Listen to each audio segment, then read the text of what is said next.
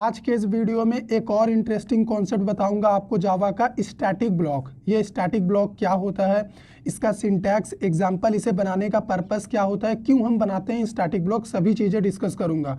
सबसे पहले what is static block, ये होता क्या है। Static block is such kind of block in Java which gets executed at the time of loading the dot class file into JVM memory। Static block एक ऐसा block है जावा में जो कि पहले ही एग्जीक्यूट कर जाता है जब हम डॉट क्लास फाइल को अपने JVM मेमोरी में क्लास लोडर की मदद से लोड कर रहे होते हैं, उसी टाइम पे ये स्टैटिक ब्लॉक एग्जीक्यूट कर जाता है। तो यहाँ पे आप फिगर देख लो मेरा, देखो जब हम प्रोग्राम को स्टार्टिंग में बनाने के बाद सेव करते हैं तो वो डॉट जावा होता है, बीच में जावा सी होता है, जावा कंपाइलर, जब हम कंपाइल करते हैं तो ये dot Java dot class file बन जाता है। तो कंपाइल करने के बाद जैसे ही डॉट क्लास फाइल बना तो ये जो क्लास लोडर है जो कि JVM का ही पार्ट है, ये जब डॉट क्लास फाइल को लोड कर रहा होता है ना JVM मेमोरी में, at the time of loading इसी बीच में कहीं पे ये जो स्टैटिक ब्लॉक होता है वो एग्जीक्यूट कर जाता है। और आपको बता दूं जितने भी स्टैटिक मेंबर होते हैं ना, वो डॉट क्लास फाइल जब JVM मेमोरी में लोड होते रहता है वो तभी एग्जीक्यूट कर जाते हैं। बाकी की चीज़ें ऑब्जेक्ट क्रिएशन वो सब बाद में होता है, लेकिन ये सारा काम अपना कंपाइलेशन के जस्ट बाद, रनिंग टाइम से जस्ट पहले ही कर लेते हैं। तो ये डॉट क्लास फाइल लोड होगा, बाइट कोड वेरीफाई होगा कि आपका कोड सही है कि नहीं, अगर सही है तो वो एग्जीक्यूट कर जाएगा और आपको रिजल्ट डिस्प्ले होगा। तो स्टैटिक ब्लॉक का रिजल्ट सबसे पहले डिस्प्ले होगा। इनफैक्ट इंस्टेंस ब्लॉक से भी पहले ये एग्जीक्यूट होता है। कौन? Static block. इसका सिंटैक्स देख लो आप, यहाँ पे बहुत ही सिंपल सा सिंटैक्स है। मान लो हमारे पास ये क्लास ए है, इस क्लास ए के अंदर अगर हम स्टैटिक लिखें और इस तरह से कार्ली ब्रैकेट बना दें, ये हो गया स्टैटिक ब्लॉक, यही तो है ब्लॉक। और इसके ऊपर अगर स्टैटिक लिख दे तो हो गया ये स्टैटिक ब्लॉक, और यहाँ पे हमारा कोड रहेगा। तो स्टैटिक ब्लॉक में आपको वही कोड लिखना है जो आपको सिर्फ और सिर्फ हर कंडीशन में एक बार एग्जीक्यूट करानी है, क्योंकि ये हमेशा एक बार ही एग्जीक्यूट करता है, एक से ज़्यादा बार ये एग्जीक्यूट नहीं करता। क्यों? क्योंकि इसे ऑब्जेक्ट से कोई मतलब नहीं होता है। लास्ट लेक्चर में मैंने आपको बताया था कि जो इंस्टेंस ब्लॉक होता है, जितना बार आप ऑब्जेक्ट बनाएंगे वो उतना बार एग्जीक्यूट करता है, कंस्ट्रक्टर से भी पहले।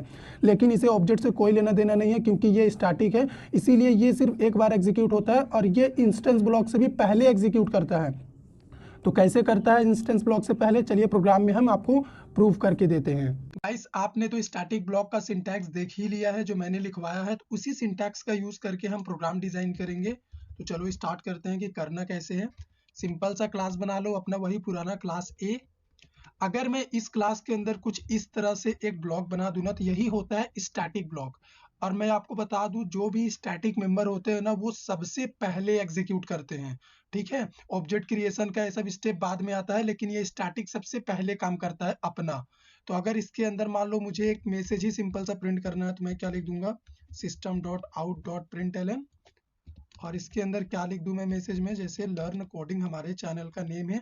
अगर अभी तक आपने इसे सब्सक्राइब नहीं किया है तो प्लीज कर लो। इतना लिखने के बाद आपको अपने प्रोग्राम में मेन मेथड बस ऐसे लिख के छोड़ देना है।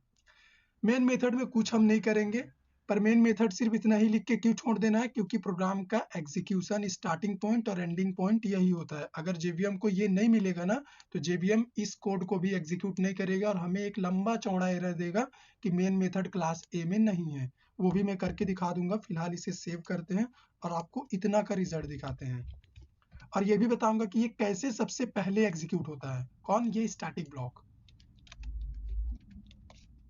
जावा सी क्लास का नेम डॉट जावा, हमने एंटर मारा, देखो कंपाइल हो गया, जावा क्लास का नेम। तो अभी देखो सिंपल सा मैसेज आ गया जो हमने स्टैटिक ब्लॉक में यहाँ से पास किया था। अगर इस मेन मेथड को हटा दे जैसा मैंने आपसे कहा, तो अभी क्या होगा, प्रोग्राम हमारा कंपाइल होगा, बिल्कुल कंपाइल होगा।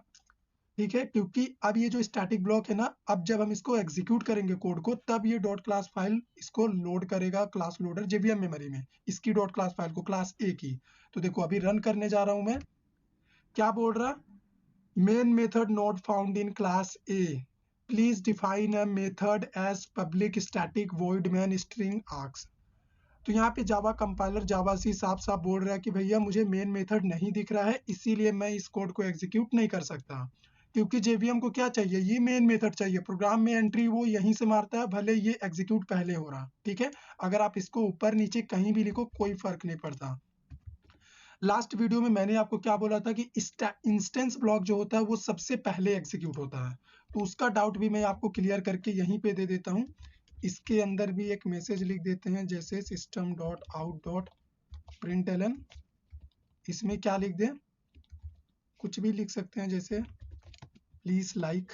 ठीक है, इतना मैंने लिख दिया इस इंस्टेंस ब्लॉक के अंदर ये वाला मैसेज।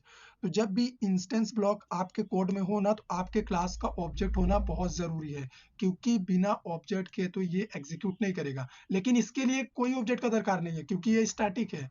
तो अभी क्या कर रहे हैं, क्लास का ऑब्जेक्ट बना लेते हैं। तो मेन मेथड में चलेंगे।